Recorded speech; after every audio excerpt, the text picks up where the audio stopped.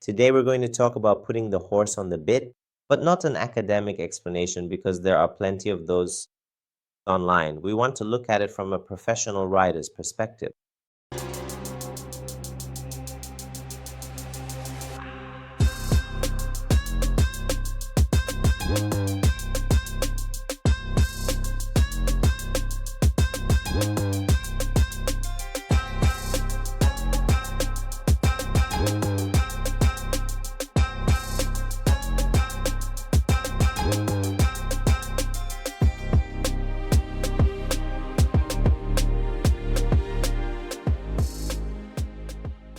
Now, we want to talk about adjusting the equipment during lunging, specifically how and to what extent we can adjust this equipment so that the horse is always placed in its best possible position. Let's train our eyes a little bit together now.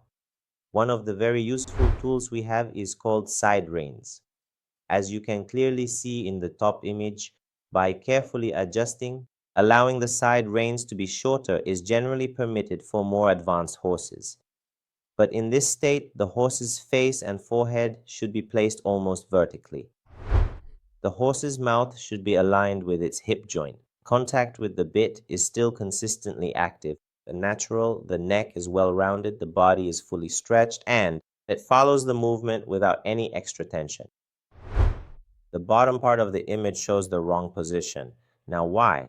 Because the side reins are too short, the horse's face is behind the vertical line, meaning it's overcollected. The neck is bent and excessively rounded through the frame. In this state, the horse, instead of using its top line, exerts pressure onto the underside of its neck. This results in unhealthy pressure on the mouth and cervical vertebrae, significantly increasing the overall probability of stress and defensive behavior, and can even cause potentially severe long-term effects, potential injury to the horse. The subsequent crucial point regarding the importance of training is that correct training is equivalent to achieving natural performance, healthy muscle building, and a significantly longer working life. However, incorrect training can lead to skeletal and physical problems and a decrease in your horse's performance. In a way, with wrong training, you're destroying your horse's athletic lifespan. Now about this photo, the first state from the top is on the bit or on the bit. It's a term meaning the horse is calmly and softly seeking contact with the rider's hand through the bit. This state leads to the proper carriage of the horse's entire physical body. I just really want to explain the various theories, discussions, and photos that exist, which we are sometimes overlooked within this video. Moving on to the next point about this photo is that being on the bit isn't just a round head and neck. It's not. As we've discussed before, it means the way the entire human body functions. It is essentially like the horse's entire body is engaged in this position. Its visual features are that the neck muscles are balanced and straight from the neck to the pole. They're well developed. The underside of the neck is soft and it's concave. The body is harmonious. The head is down, but without pressure. The horse's back is rounded and connected quite to the hindquarters. I know some of this might be repetitive, but I want to tell you that sometimes a lot of effort goes into producing photos. So that we can learn more. This has actually become a great opportunity for me on this channel to explain and analyze certain photos in much greater detail so that riders know that there are many concepts and points hidden behind the scenes. Simple movements, the second part and the second state, is called above the bit. The definition is that when the horse goes above the bit, meaning above the bit occurs, it holds its head up, its neck becomes stiff, it contracts and tightens. This state causes the back to hollow excessive pressure on the forehand and the shortening of the hind leg strides. As for its visual features, as you can see, the neck tension is very high. There's a sharp bulge in the lower line of the neck. There's a lack of movement balance. The overall body appearance is somewhat stiff and inflexible. Now let's look at the last image, which illustrates the behind the bit state or the behind the bit position. Unfortunately, many horses have been trained in this specific way. In this state, the horse tucks its jaw deeply inward, and its face goes well behind the vertical line. This causes a great deal of compression of the neck vertebrae and creates unhealthy pressure on the top line, which we sometimes know causes horses to suffer from back pain, and especially the muscles under the saddle are affected. The movement effects of this state are that the hind strides are irregular and short, meaning the horse takes very short and at the irregular steps. The forehand appears larger and more prominent. Essentially, this means the horse seems to move in a goose-like manner. Its visual features are that the muscles on the neck, specifically along the top of the neck, become overdeveloped. Consequently, the neck vertebrae are under constant and intense pressure. This is specifically why when you gently touch the muscles near the horse's ear, the horse shows bad behavior. It has a pain reaction. In this area, many smaller muscle groups are involved, which much more quickly than other muscles tend to suffer from injury and spasms. Another of the factors that prevent the horse from easily following the correct movement and gradually start fighting with the rider is an ill-fitting saddle. Really take the saddle seriously.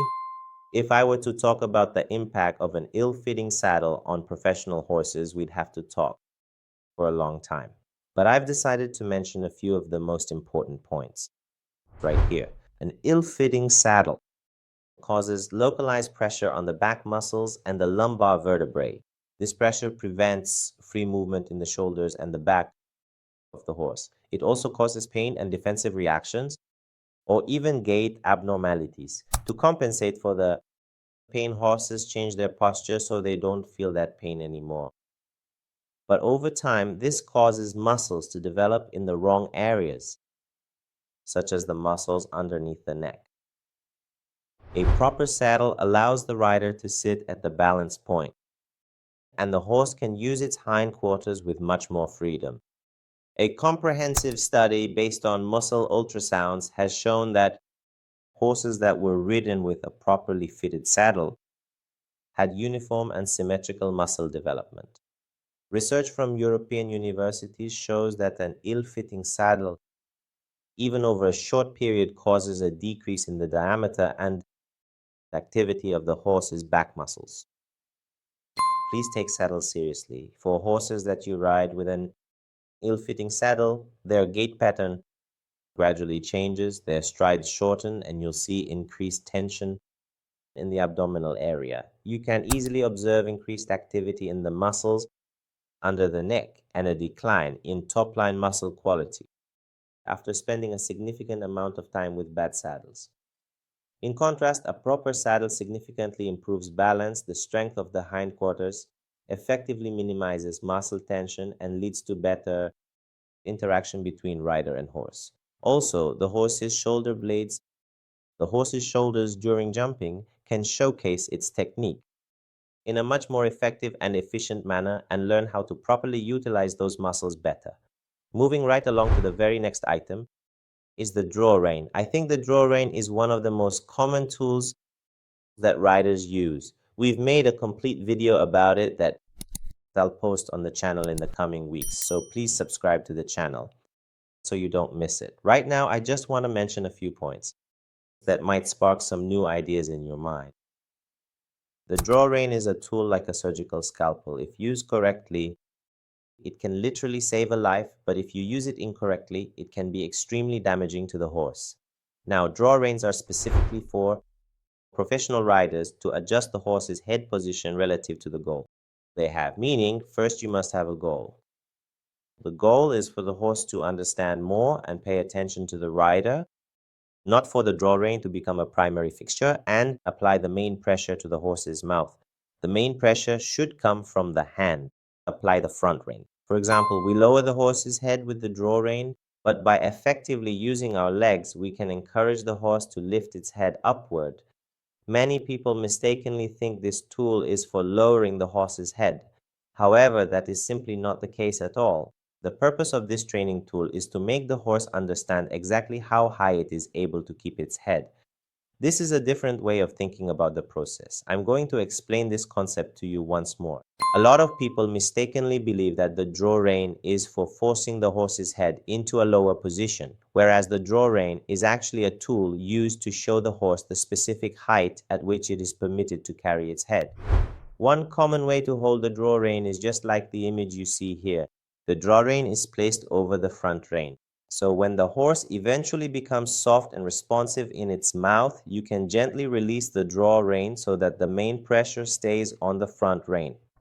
And the very last point that I really want to talk about in this video today is simply blindly imitating highly skilled professional riders. It is a very common observation that amateur riders and enthusiasts who come to professional clubs to watch highly skilled professional riders in action firsthand, when they finally return home to their own local clubs without any knowledge, they just want to try those moves with their own horse, which can be extremely harmful and potentially devastating.